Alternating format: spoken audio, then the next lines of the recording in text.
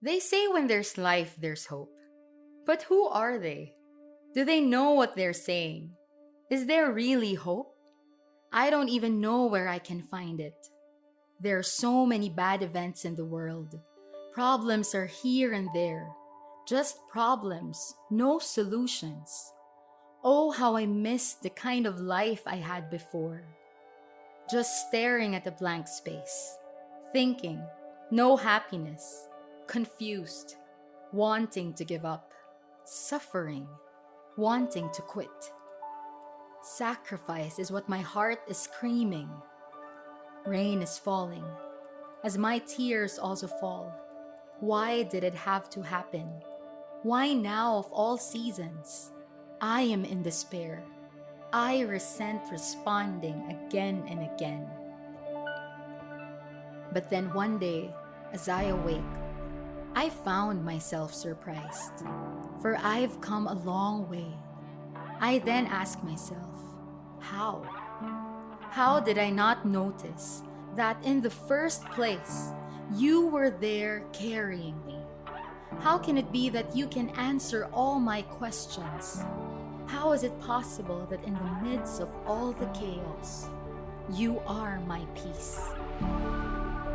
They say when there's life, there's hope. I think they're right. Because you are life yourself. You are hope yourself. Live Life is a pillar of the Live Christ, Share Christ mission. We advocate the beauty of faith, family, and life. We proclaim the truth and goodness of life. Life is precious. Life is a gift. Life can be lived to the full. In Christ, anything is possible.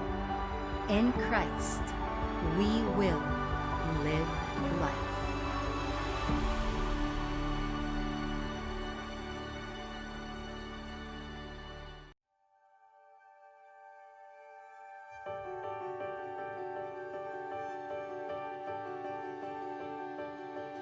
Life is a gift. It is the greatest gift given to us. It is the breath of God in us. It is that which makes us alive. And this very gift is under attack. Life is attacked on all fronts: divorce, unnatural end of life, abortion, total population control, and homosexual and irregular unions. As Catholics, we cannot stay on the sidelines. We cannot be spectators to the ongoing war against faith, family, and life. We have to be involved, and we have to be equipped. In this next set of workshops, let us study and unmask the evils that try to harm the goodness of life, and courageously respond to the work of upholding and defending life.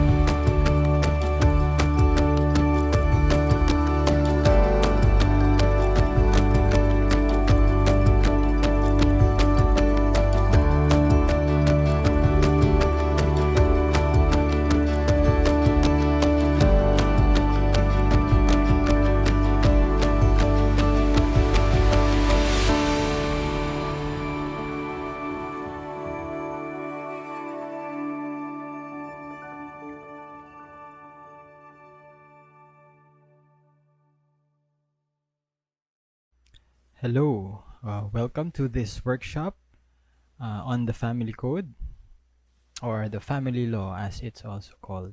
So the words code and law are used interchangeably. But this law refers to the law made by Congress in 1987, okay, that deals with family and marriage. So yes, there is a law made for the special purpose of the family, and not just any family, but the Filipino family, right? The title of this workshop is Decoding the Family Code. I'm James Imbong, and I will be with you for this session. Okay. So why this title, Decoding the Family Code? It sounds like there's a mystery to solve, or there's some hidden language, or some hidden meaning behind the family code. Well, the title is just right, no? Because if you take a look at the family code, it's a very long law which has around 257 words, no? Or more than 257 articles, yeah, and more than 29,000 words. So it's a long law. Okay, and if you try to read the entire law, which you have to read it very slowly and carefully to understand it, no? Because it's not like a novel or a story where you have characters or an interesting plot or a twist in the end, no?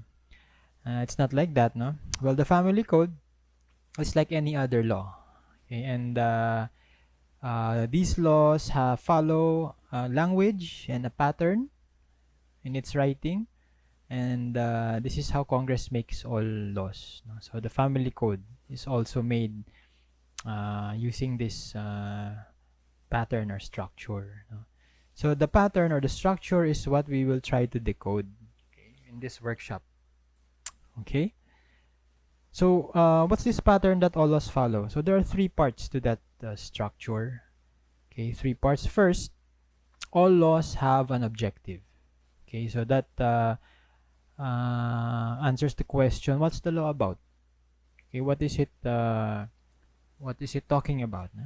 Is it talking about peace and order? So, referring to the anti-terrorism law, for example, or does it refer to rights of workers? Okay, referring to the labor code, or is it about rights of senior citizens? Okay, referring to the senior citizen law. So the answer to that question leads us to the particular person or activity that is covered by the law or targeted by the law, no? So it may target all citizens, no? If it's the anti-terrorism law, or only with regard to employees and employers, if it were the labor code, or as against only, or only about senior citizens, no? If it's the senior citizen law. So in the objective, you will see how the or who, no, the subject matter is or who is involved in that law. Okay, which brings us to the second, okay, the directive. Okay, so all laws have a directive component, no? So it answers the question, how is the target persons affected by the law?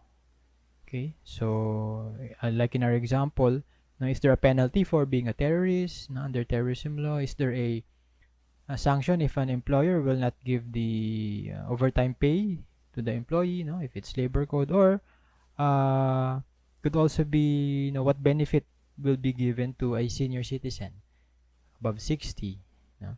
So the directive is either to give a benefit, no, or to require something from the target persons, no? So we now know the objective structure and then directive, no? The third is the effect. Okay, so the all laws have to be effective, right? That's why they have the force of law. It's because they are effective. So that answers the question, what will happen if the directive, no, of the law, no, is not followed? Okay, or if it is followed, what benefit will we gain, no? So like in our example, what will the government do to me if I act like a terrorist, if I do the terroristic acts? Most probably I will be arrested. Okay, there's a penalty, put to jail, no?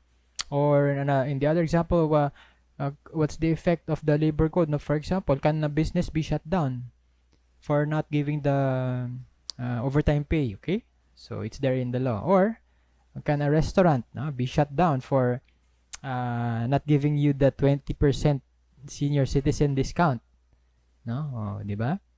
No, that usually happens, no, if you order a lot, but it's, you cannot eat everything, no, so they prorate it, di ba? Oh, but the law provides for that. So the family code follows the same pattern.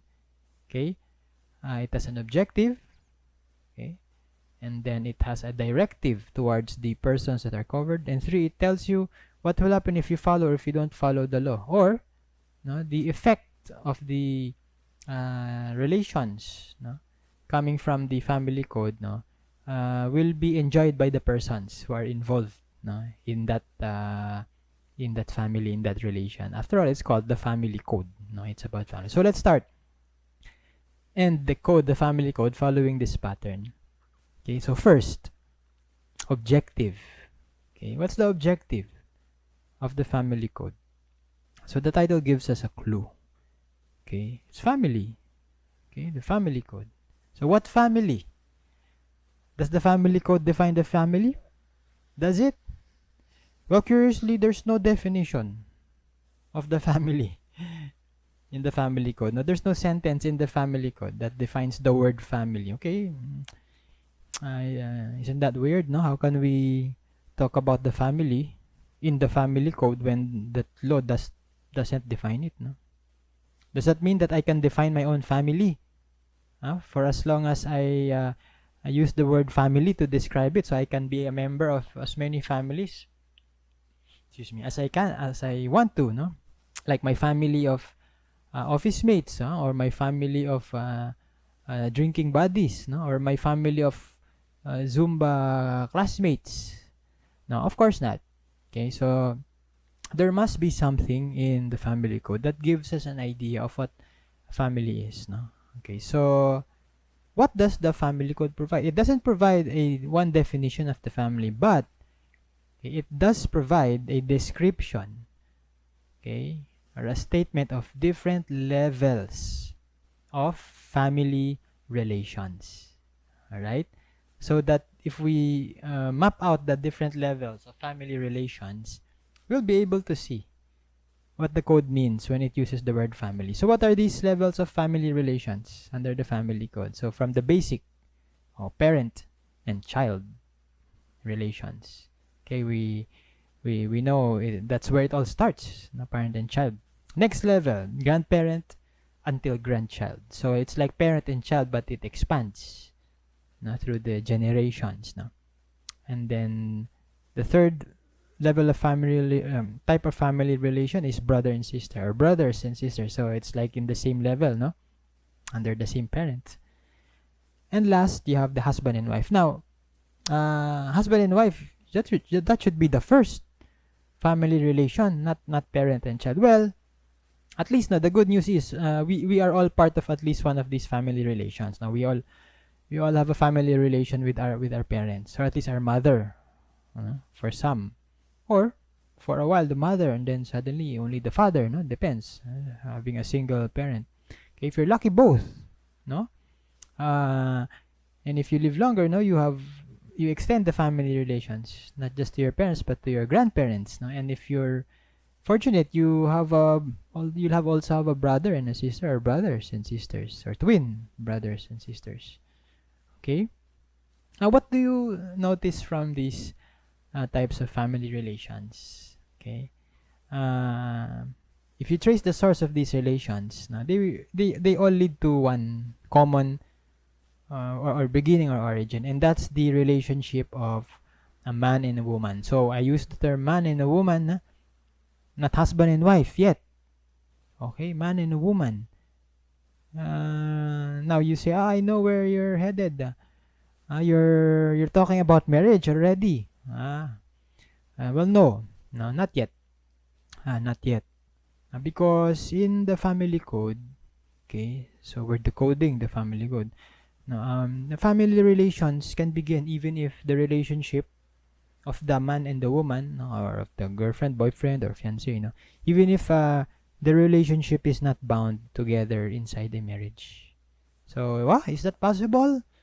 Is that allowed? You're allowed to start the family have children even if you're not married? Oh. Well, the family code provides for those relationships, but only between the level of parent and child.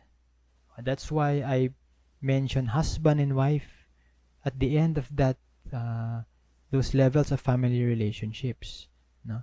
And we will lead to that. Why? No? Because you reserve the best for the last, right? Okay. But it is not illegal to bear a child, to have a parent-child relationship without getting married first. If that were so, then all the single mothers who had child out of wedlock would be in jail, right? But not the family code doesn't consider it that way. No. So if you have a child and you're not married, well, excuse me, most probably that child will grow just like any other child. No, it's born into a family, and whose family? Well, at least with the mother and the father, if the father will admit that he is the father. No, he will admit paternity. No, so paternity refers to the blood relation to the father, and maternity is to the mother. So you have a maternity ward, no, right? And paternity leave, right? Oh, okay. So the child will be born. He'll have a birth certificate. No, if the parents are good Catholic Christians, they will apply for baptism and then bring the child to school. No, and he'll get his first Holy Communion, get confirmed, get a diploma, apply for a job, get promoted, and then get married also, or maybe take vows in the religious or become a nun. No, and by that time maybe the child will also have many brothers and sisters. No, and if they're lucky, they will be grandchildren. They will have grandchildren also.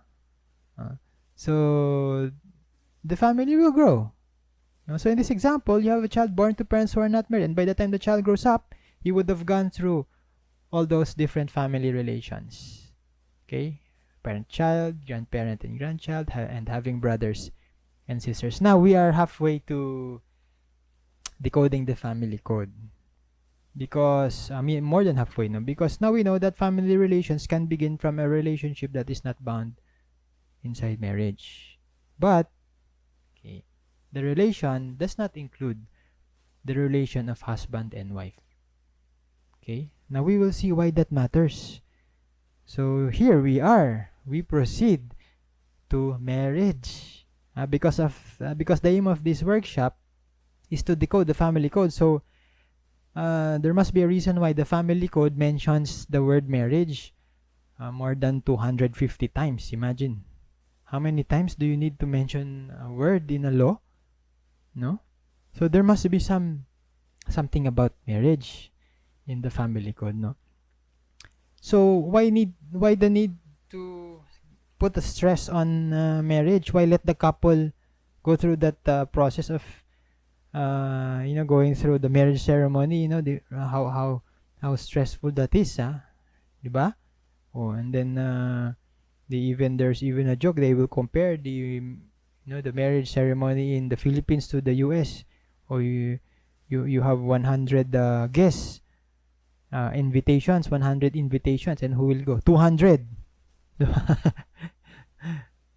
That's how the marriage, the weddings are here, no, in the Philippines, no. But what about those who don't go through the marriage ceremony? They act like a family, they talk like a family, they live like a family, right? So what's the difference? Now, to answer this question, we have to look at another law. Well, actually, it's not a law.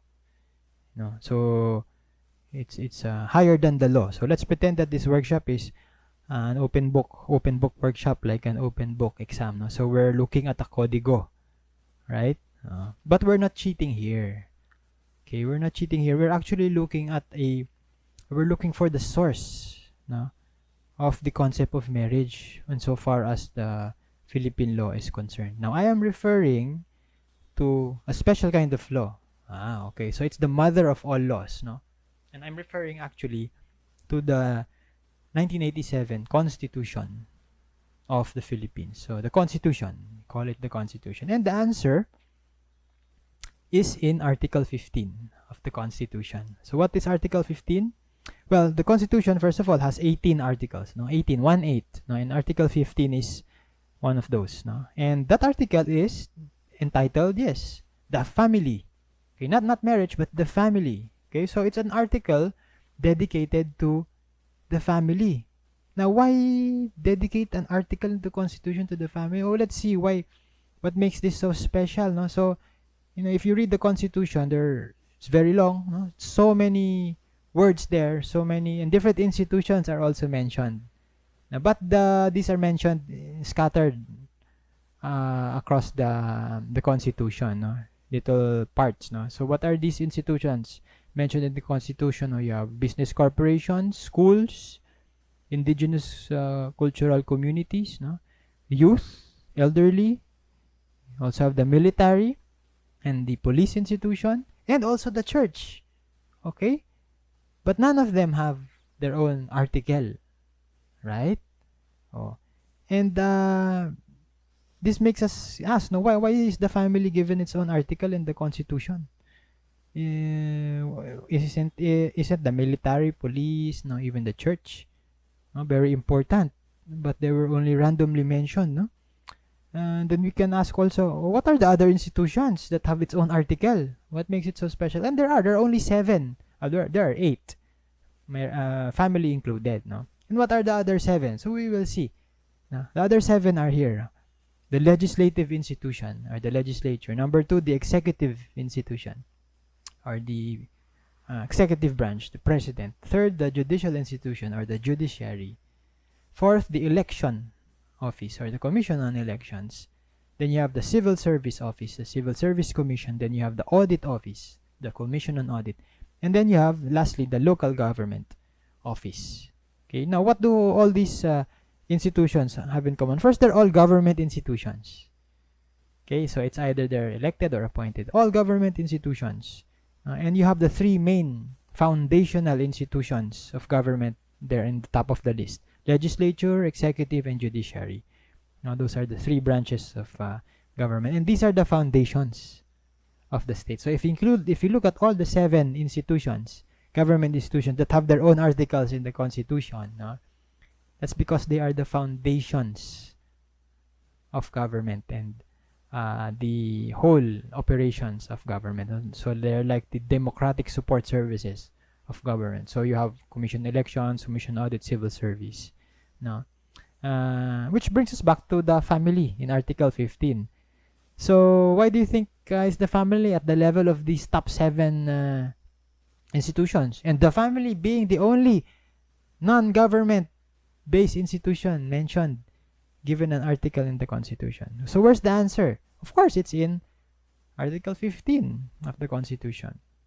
And what does Article 15 say? In Section 1, the very first section of the article, reads, Section 1, the state, okay, recognizes the Filipino family as the foundation of the nation. Right? Take note, the Constitution is very precise, no? It doesn't say that the foundation of the nation is the president, or the president's best friend, or the Congress, or the Supreme Court. No. It says the family is the foundation of the nation. And here's the key to Article 15. After saying that the foundation of the nation is the family in Section 1, the Constitution goes on in Section 2 to say the following. Okay, Section 2. Marriage is the foundation of the family and shall be protected by the state. So take note again, the Constitution is very precise, very determined, very clear. It doesn't say that the foundation of the family is or are the mother and father, the man and woman. No. It says marriage is the foundation of the family. Now what I just read here, or what the Constitution is demonstrating, is a like a cascading of meaning, some logical syllogism, no? Which you already may have noticed. So it goes like this, no? The family is the foundation of the nation, and marriage is the foundation of family. Therefore, Correct. Marriage is the foundation of the nation. The Constitution doesn't say it like that, but that's what it tells us, right? Because if family is the foundation of the nation and marriage is the foundation of family, therefore marriage is the foundation of the nation. So because if marriage fails, the family fails, and since the family is the foundation of the nation, then the nation fails if marriage fails. But you may ask, you began by discussing the family relations of parent and child outside of marriage. Why now sudden shift to marriage? Now what happened to the man and woman who started that family without marriage? Now, we have enough clues to answer the first pattern of structure in the family code already. The objective, remember, of the family code. So what's the objective of the family code then? Given what the Constitution said, no? It's actually to confirm the importance of the two foundations, the twin foundations of the nation. And those are the foundations of family and the foundations of marriage. Okay? So the objective of the family code is to confirm the importance given by the Constitution to the family and marriage. Now, but it didn't stop there. Okay? The Constitution did not stop at declaring the importance of family and marriage to the being the foundation of the nation. There's more. Ask me, what is it? Is there something more? Yes, and this brings us to the second structure of the family code. And what's the second structure? First is objective, next is directive. The directive of the family code. So, what is the directive in the family code based on the wordings of the Constitution? No? So, if the objective of the family code is to confirm the importance of family and marriage, did the Constitution give a clue on what the directive should be? Well, yes. Okay.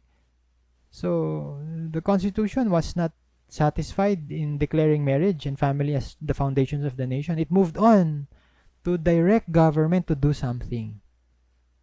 Okay? So, you can see the Constitution is very serious. And this directive is found in the next section. Section 2 of Article 15 of the Constitution. It says that marriage is an inviolable social institution. Marriage is an inviolable social institution. And number 2, marriage shall be protected by the state. So first, there is a statement of a status of marriage. It is inviolable. And second, there is a directive, which is to protect marriage. Okay? And it's talking to the state when it says this. Okay? In other words, the burden is not only on the family or the couple, no? The state is mandated to help protect the marriage. So here you have the Constitution directing government to treat marriage as an inviolable social institution. Inviolable, what does that mean? It's like a tongue twister, and inviolable. Okay? But what does it mean? Inviolable, it means it cannot be violated. No? And it's not difficult to understand, because if marriage is the foundation of family and family the foundation of the nation, then marriage should be protected, secured, no? or let's say untouchable, or in other words, inviolable. And if something is declared to be inviolable, then it follows it must be protected. And there you have it. No? The directive of the family code is to protect the institution of marriage. Okay? Is that contrary to the establishment of a family even if it is out of wedlock? No. In fact, it is consistent. Why? Because when man and woman have children outside of marriage, that does not disqualify them from entering into marriage later on. In fact, it fortifies the family. Now, that's why the family code recognizes the relationship or the family relationship that comes about when a man and a woman bear children with outside of wedlock. They recognize the child and the mother and the father and the child although with limited rights. Now we know that. Okay, as regards the parents, no, because they're not married.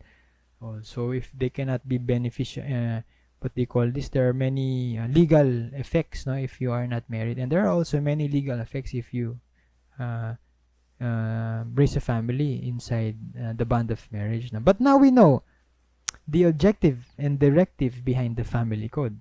So we're almost done to decoding the family code. Let's move to the last structure, to determine the effect of this objective and directive. And so if the foundation of the family is marriage, which must be protected and preserved, then it should follow that the family code should say something about how it should be protected, right? So in other words, the law should be complete, no? So did Congress follow the Constitution when it made the family code? Did it put anything in the family code to protect marriage? Well, of course, yes. And let's begin with Article 1 of the family code. So we're in the family code now. So Article 1 says this, very important. Marriage is a special contract of permanent union between a man and a woman, entered into in accordance with law for the establishment of conjugal and family life. That's just one sentence, no? It's a short sentence, but it's very loaded, no? And what do we have here? We actually have our first definition. Finally, our first definition, a definition of marriage. Okay, so if there was no definition of the family, we had to look for it, no? Here is a definition of marriage. And what is marriage? As mentioned in Article 1, it is a contract. But not any other contract. Okay? It describes marriage as a special contract. Okay? Which is a union between man and woman. Okay. So there alone, you can see that there is exclusivity to the membership in this institution called marriage. And the exclusivity is described to be from the two sexes, male and female, man and woman. Alright? And we will see later why that is part of the definition. No? Now, going to the second part, the union of man and woman is permanent. So the family code describes the marriage as a special contract between man and woman that is permanent, meaning it is not temporary, right? No? It's not a temporary union of man and woman. It's a permanent union. It's permanent. Why? And then we go to the third part of that definition. So it's all connected. It's permanent because it is to ensure the establishment of conjugal and family life. Okay? So now remember, we're trying to decode the family code using the pattern, the structure. Okay, so now we know that Constitution values family and marriage by declaring its inviolability. And we know now that the family code defines marriage consistent with that, meaning it is given a special nature of a contract. It is described as being an exclusive union of man and woman, and not just any other union, but a permanent union of man and woman. So we now have a clear objective of the family code. It is to define the nature and structure of the social institution called marriage. Okay? Which brings us back to the first example. So why put value in marriage? No? Why that incentive of having the marriage institution available to them? Well, it is now very clear through the definition, because a family that is founded inside the marriage is protected by a special contract. Okay? What else? It is preserved by a permanent union. Right? And then it is maintained by a full conjugal and full family life. Now, I insert the word full because the legal effects of a marriage union allows the entire family, levels of family relations, for them to experience the full effects of the relations, right?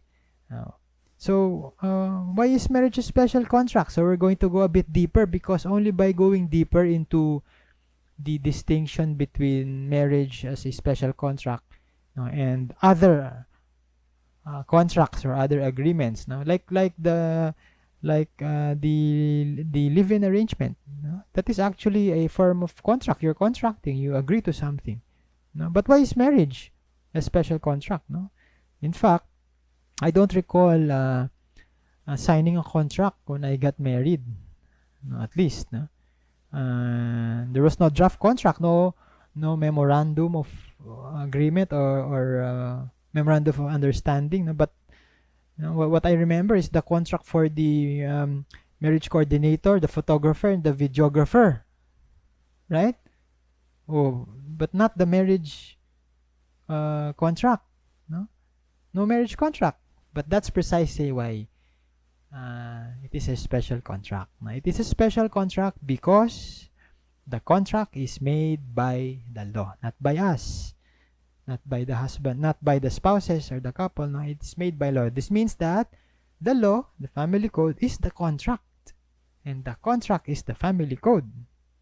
All right? So to understand better why marriage is a special contract, well, we have to know why. Let's compare it to ordinary contracts.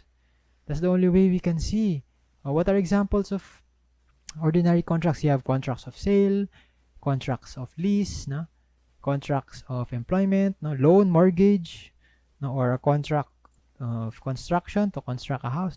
Why are they ordinary contracts? These regular contracts, you see. What makes, and with that we will see what makes the contract of marriage special. In an ordinary contract, these can be made by mere verbal or written agreement, by the persons themselves.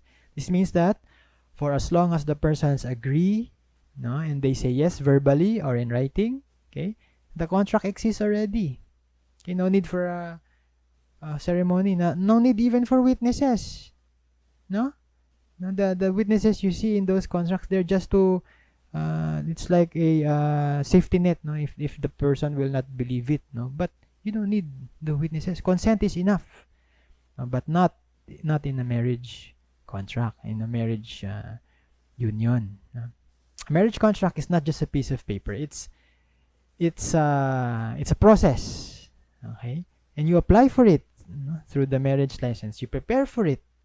You apply for it. You prepare for it by attending the seminars on parenthood, family planning. You attend.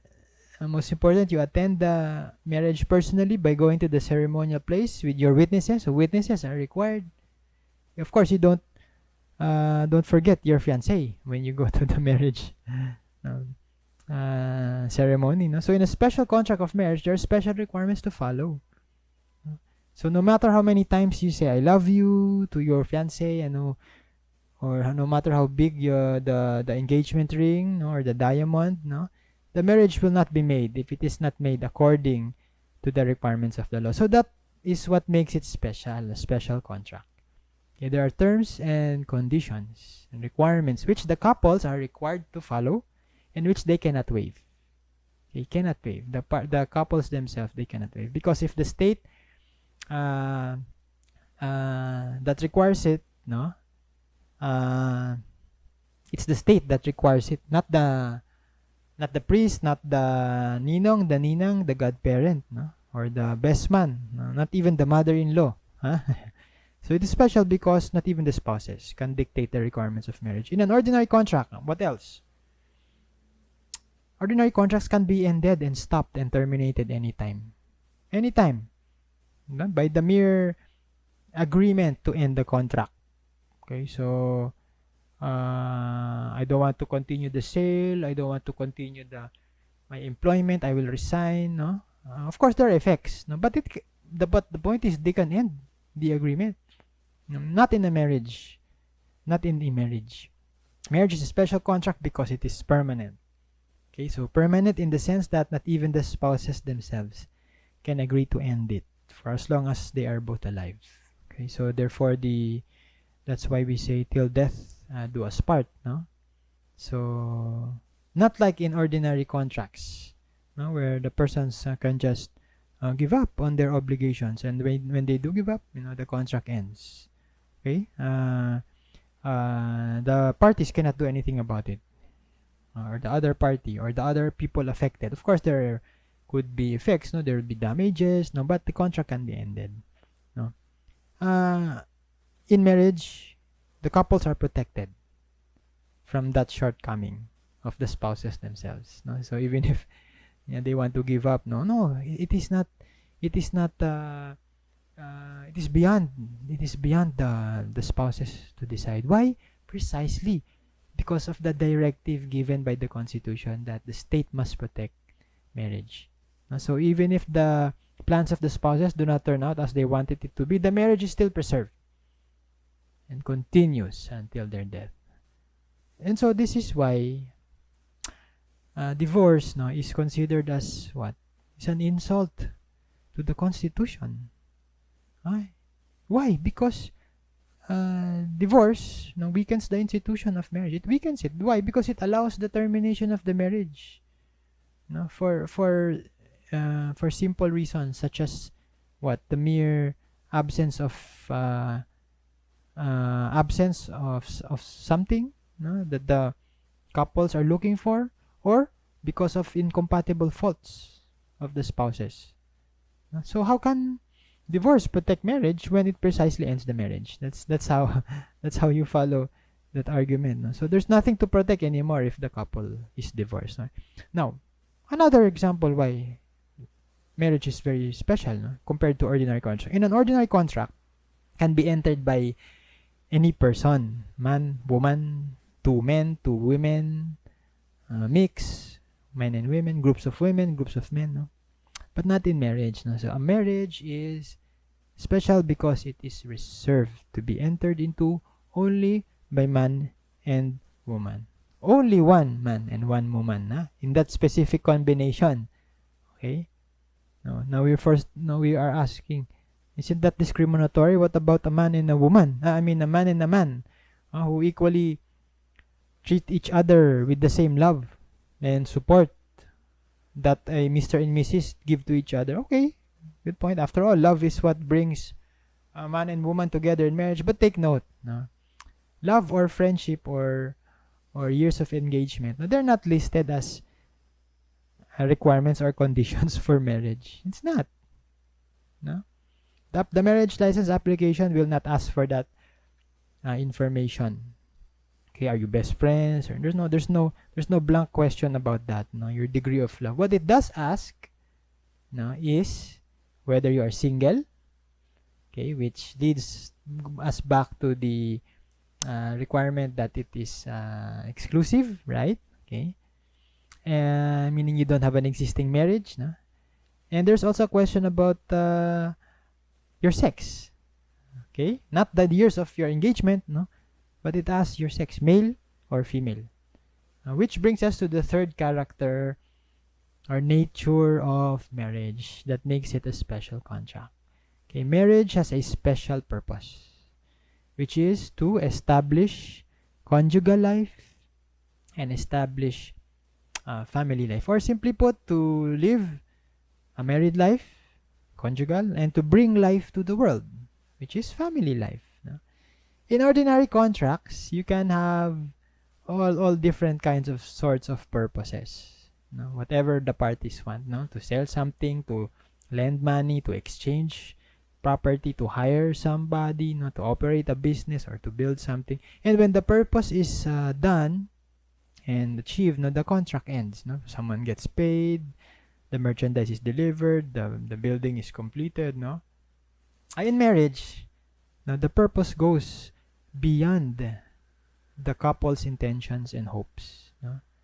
Family life grows beyond the initial intentions of the first parents. So do you think that your lolo and your grandparents, your lola and lola, intended for you to be born, the grandchild? No.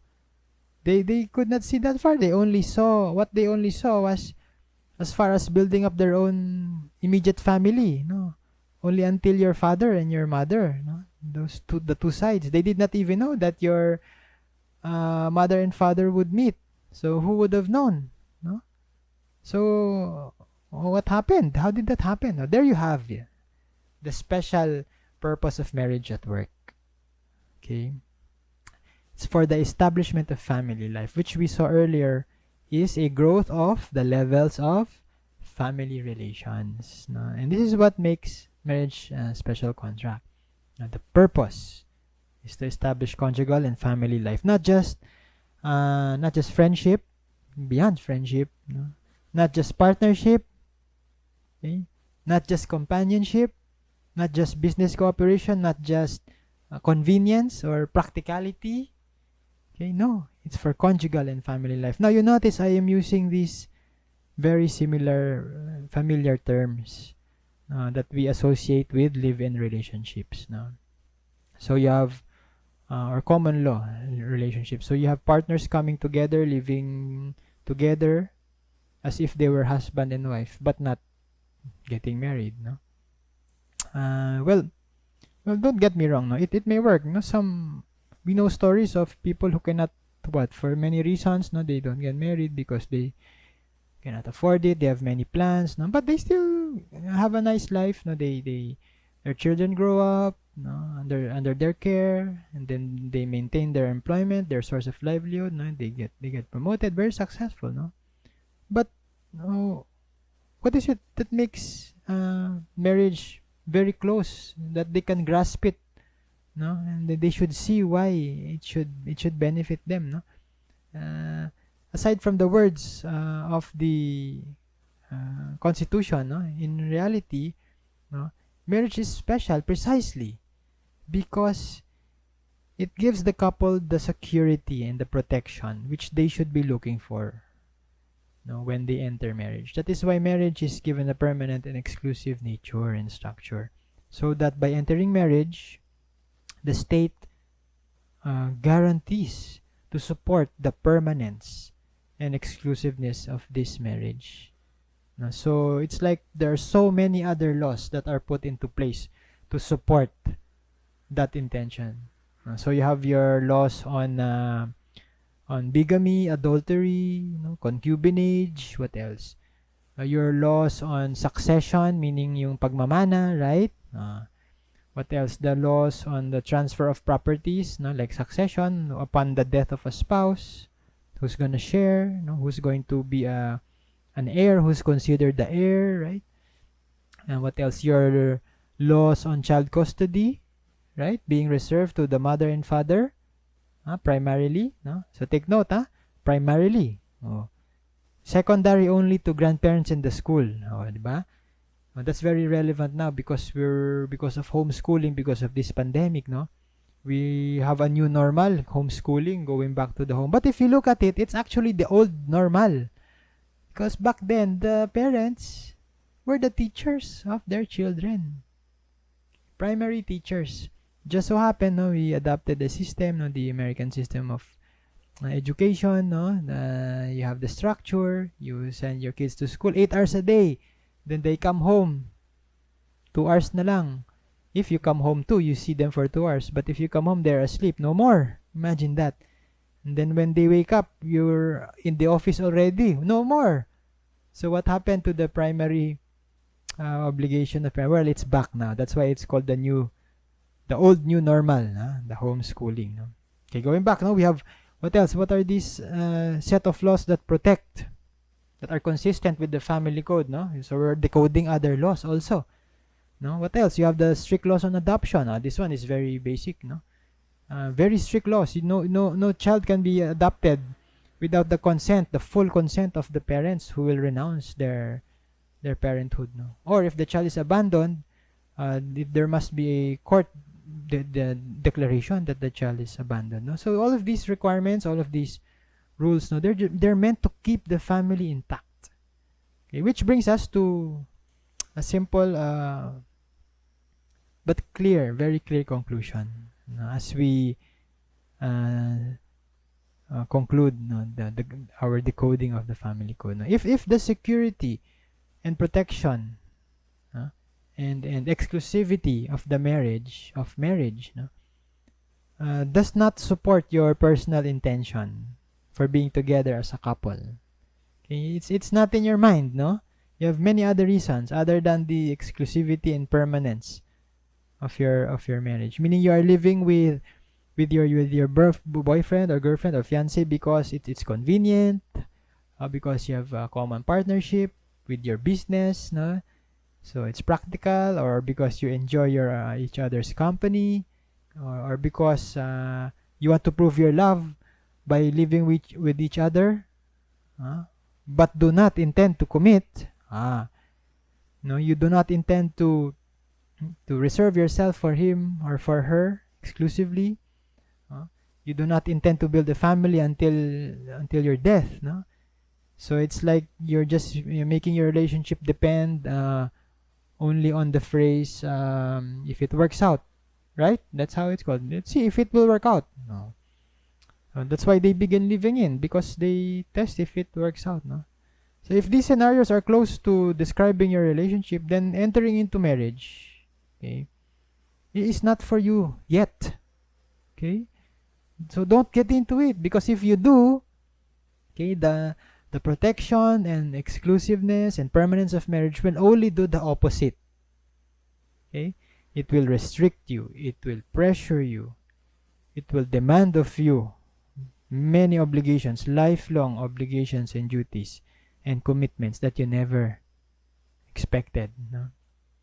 But for those who seek to translate their mutual love into a permanent commitment, no, an exclusive commitment and a lifelong commitment to conjugal life and family life, this is where the union of man and woman now is elevated and given the recognition of being an inviolable social institution. And the family code is the best law, is the only law that has all those.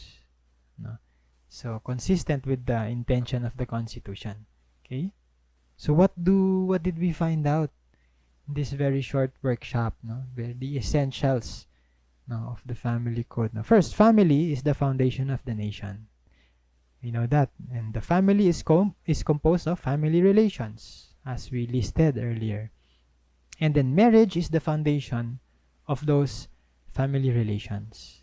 And what is that marriage? Well, marriage is that kind of institution that cannot be violated. And that since that marriage cannot be violated, it must be protected. Okay? And then putting words into that, to protect marriage, the nature and structure of marriage itself is described by the law to be a special form of a contract that cannot be changed by the persons who enter into marriage. So this special form makes marriage an exclusive union, okay, between a man and a woman only. So only one man, only one woman, right? And this special form makes marriage a permanent union. And this special form gives marriage a special purpose. It's not just about companionship or convenience, but it gives a purpose beyond them. The purpose of establishing married life and family life. And that is why the Constitution and the Family Code preserve marriage. So the value of the family is revealed not by the family itself, but by the institution that binds and preserves the family. And that is the institution of marriage. And it's the permanence and exclusivity of this marriage that is kept protected and inviolable by the state, precisely because the state has an interest in making sure that the nation will survive. Okay? So family being one of the top institutions in our society, next to the government itself, as listed in the Constitution, that is how much the burden or the benefit, both burden and benefit, is imposed under the family code towards those who are part of these family relations. And take note, what destroys marriage destroys the family. And what destroys the family destroys our nation. And we see that in the experience of other countries where they have passed a divorce law for the past 40, for half a decade already. So you just read the news and watch the news there in those countries. You have broken families, you have all sorts of psychological illnesses, the school shooting. So it's not about the guns and the firearms. It's about the kid who is shooting. There's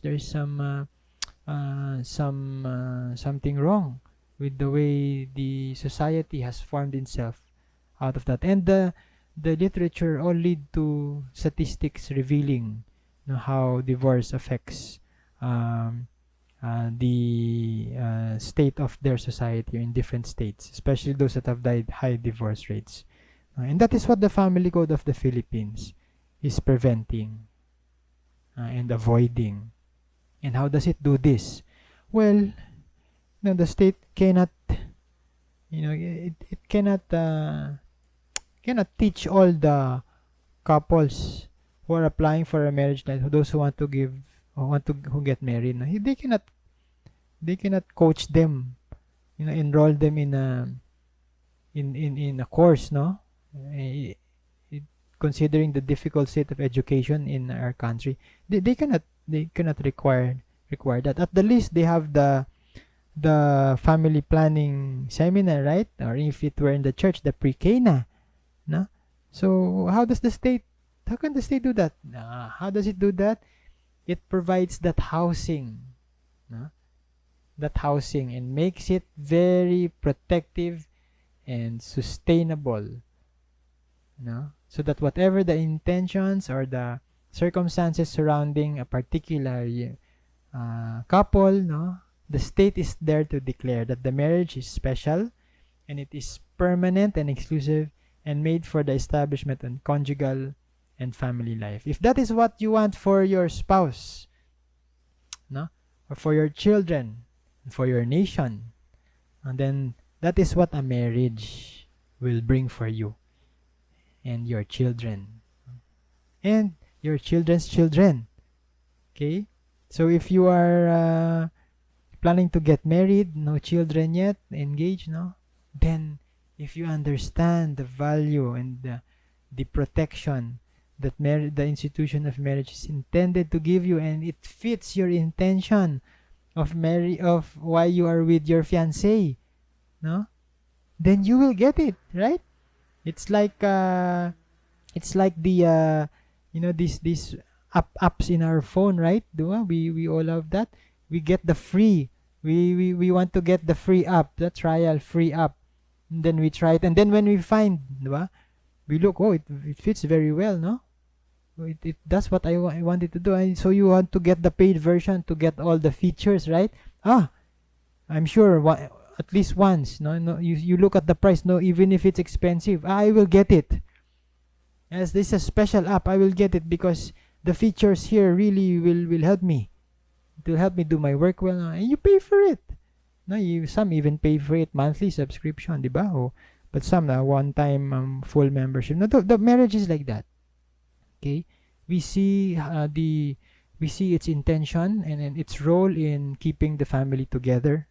So if that is what you want for your spouse, for your children, and for your nation, then that is what a marriage will bring you, for you and your children and your children's children. And all of that is contained in the Family Code of the Philippines, our Family Code. Thank you.